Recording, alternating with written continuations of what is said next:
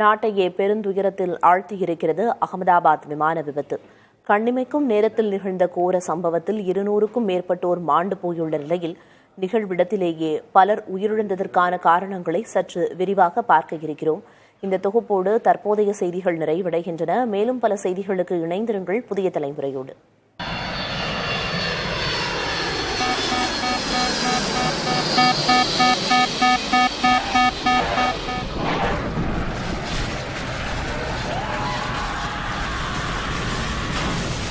Boeing நிறுவனத்தின் ஆகச்சிறந்த தயாரிப்பு என கருதப்படும் ட்ரீம்லைனர் தான் விபத்தில் சிக்கியிருக்கிறது. நீண்ட தூர பயணங்களுக்கு ஏற்றதாக கருதப்படும் இந்த விமானம் 1,26,000 லிட்டர் எரிபொருளை நிரப்பி வானில் பறக்கும். சம்பவத்தன்றும் லண்டனை அடைவதற்காக அதீத எரிபொருளை நிரப்பிக் கொண்டு புறப்பட்ட விமானம் அடுத்த ஒரு நிமிடத்திற்குள்ளாகவே கீழே விழுந்து வெடித்து சிதறியதால் விண்ணை முட்டும் அளவுக்கு கரும் புகையை கக்கியது. இதனால் தீப்பற்றி எரிய பலரது உயிரிழப்புக்கு இது முக்கிய காரணமாக பார்க்கப்படுகிறது.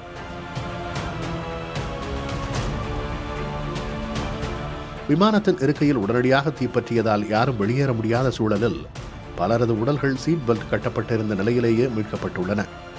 அகமதாபாத் மருத்துவமனைக்கு சடலங்கள் கொண்டு செல்லப்பட்ட போது சீட் பெல்ட் கட்டப்பட்ட நிலையில் உடல்கள் இருந்ததையும் உடலின் பல்வேறு பாகங்கள் கருகிய நிலையில் இருந்ததையும் மருத்துவர்கள் உறுதிப்படுத்தியுள்ளனர்.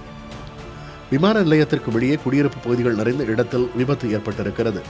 அங்கிருந்த கட்டடமும் பற்றி எரிந்ததால் மீட்புப் பணிகள் கடினமாக இருந்தது காரணங்களில் ஒன்றாக கருதப்படுகிறது.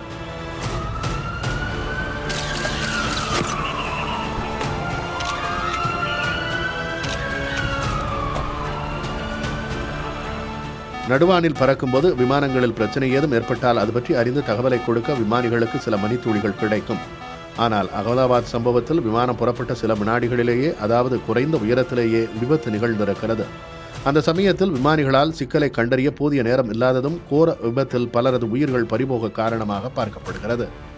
சர்வதேச வானூர்தி போக்குவரத்து அமைப்பின் தரவுகளின்படி 60% மேலான விமான விபத்துகள் புறப்படும் சமயங்களிலும் தரையிறங்கும் போதுமே நிகழ்கின்றன.